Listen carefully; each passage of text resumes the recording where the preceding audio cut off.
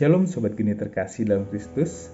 Hari ini Senin 25 Juli 2022 bersama saya Andreas Giri Sugiarto Darmabudi dari Persatuan Doa Don Bosco Paroki Santo Fransiskus Xavierus Kute. Hari ini kita akan merenungkan bacaan Injil dari Matius 20 ayat 20 sampai dengan 28. Bacaan Injil hari ini dengan perikop berjudul Permintaan Ibu Yakobus dan Yohanes, bukan memerintah, melainkan melayani. Inilah Injil Yesus Kristus menurut Matius. Dimuliakanlah Tuhan. Maka datanglah ibu anak-anak Zebedius serta anak-anaknya itu kepada Yesus, lalu sujud di hadapannya untuk meminta sesuatu kepadanya. Kata Yesus, "Apa yang kau kehendaki?" Jawabnya, "Berilah perintah supaya kedua anakku ini boleh duduk kelak di dalam kerajaanmu, yang seorang di sebelah kananmu dan yang seorang lagi di sebelah kirimu." Tetapi Yesus menjawab, katanya, "Kamu tidak tahu apa yang kamu minta. Dapatkah kamu meminum cawan yang harus kuminum?" Kata mereka kepadanya, "Kami dapat." Yesus berkata kepada mereka, "Cawanku memang akan kamu minum, tetapi hal duduk di sebelah kananku atau di sebelah kiriku, aku tidak berhak memberikannya. Itu akan diberikan kepada orang-orang bagi siapa Bapakku telah menyediakannya." Mendengar itu, marahlah ke-10 murid yang lain kepada kedua saudara itu. Tetapi Yesus memanggil mereka lalu berkata, "Kamu tahu bahwa pemerintah-pemerintah bangsa-bangsa memerintah rakyatnya dengan tangan besi, dan pembesar-pembesar menjalankan kuasanya dengan keras atas mereka. Tidaklah demikian di antara kamu. Barang siapa ingin menjadi besar di antara kamu, hendaklah ia menjadi pelayanmu. Dan barang siapa ingin menjadi terkemuka di antara kamu, hendaklah ia menjadi hambamu. Sama seperti Anak Manusia datang bukan untuk dilayani, melainkan untuk melayani dan untuk memberikan nyawanya menjadi tebusan bagi banyak orang." Demikianlah sabda Tuhan. Terpujilah Kristus. Saudara-saudari terkasih dalam Kristus, di ayat yang ke-26 sampai dengan ke-28, di situ Tuhan Yesus Kristus sendiri memberikan contoh kepada kita bagaimana seharusnya kita sebagai pemimpin.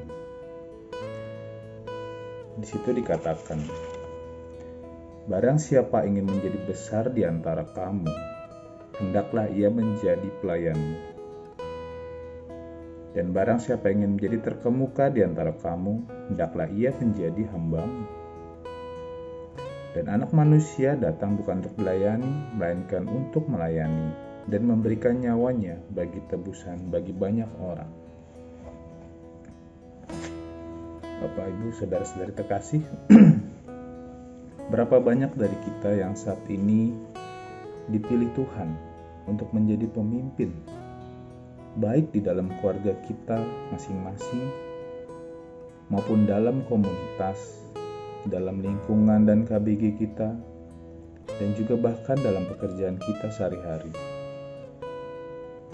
Lalu berapa banyak juga dari kita yang telah menjadi pemimpin ini yang benar-benar menjalankan fungsinya sebagai pemimpin, bukan hanya sekedar jabatan saja, bukan hanya sekedar agar dipandang, "Wah, saya ketua, wah, saya pemimpin." Coba renungkan kembali, apakah kita sudah menjadi pemimpin yang baik?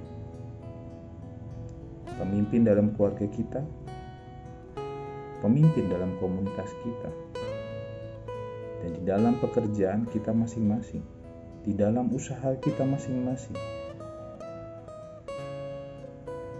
apakah kita sudah menjadi pemimpin yang baik, yang sesuai dengan Tuhan Yesus ajarkan. Seorang pemimpin yang baik memiliki tanggung jawab untuk membawa orang-orang yang dipimpinnya menjadi lebih baik dan juga mencapai goals yang kita tuju bersama-sama.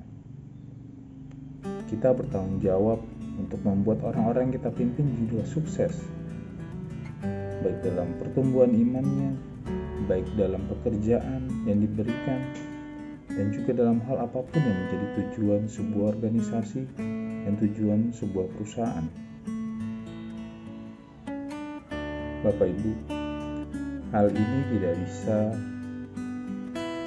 dilakukan secara instan dan juga tidak bisa dilakukan tanpa pengorbanan dan juga action dari kita sebagai pemimpinnya. Yesus sendiri tadi telah memberi contoh. Ketika kita mau menjadi pemimpin yang sukses, kita harus melayani. Kita harus memberikan, bahkan Yesus memberikan nyawanya bagi orang-orang yang dicintainya, bagi kita semua anak-anaknya. Begitu jelas apa yang diceritakan dalam Injil tadi. Begitu jelas apa yang dilakukan oleh Yesus kepada kita. Ketika Yesus melayani murid-muridnya, bahkan sampai membasuh kaki mereka. Perlu kerendahan hati Bapak Ibu, saudara semua. Perlu keinginan dengan hati yang tulus. Karena memimpin bukan hanya menyuruh-nyuruh, tetapi juga melayani. Memperhatikan setiap orang yang kita pimpin. Berjalan bersama mereka dan juga memberi contoh.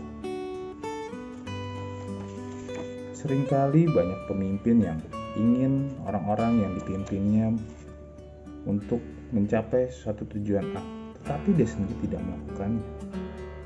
Contohnya, sebagai pemimpin di kantor misalnya.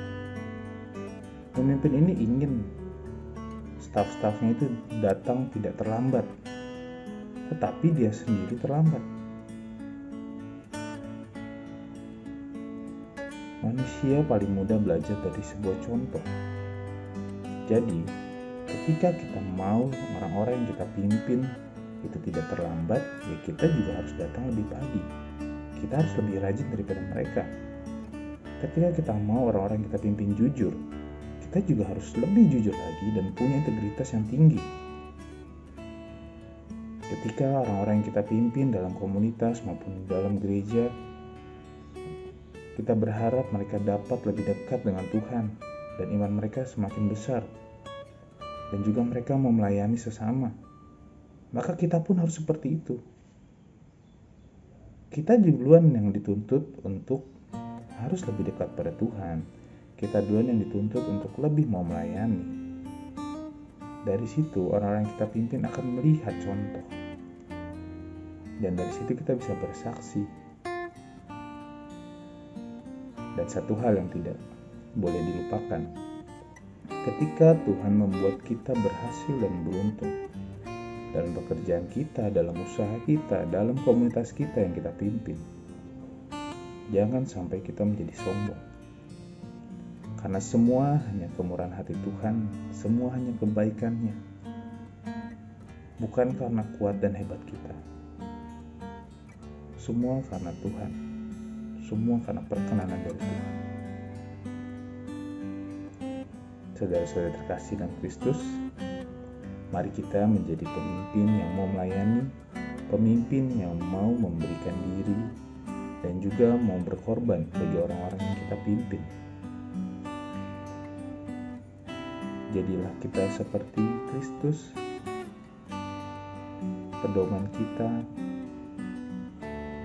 Yesus yang layak dan wajib kita tiru. Jadilah pemimpin yang berguna, yang dihormati, disegani, bukan karena kegalakan kita, tetapi karena contoh yang kita berikan. Dan mintalah selalu hikmat kepada Tuhan, apa yang harus kita lakukan, bagaimana cara kita melakukannya. Selamat beraktivitas, Tuhan Yesus memberkati.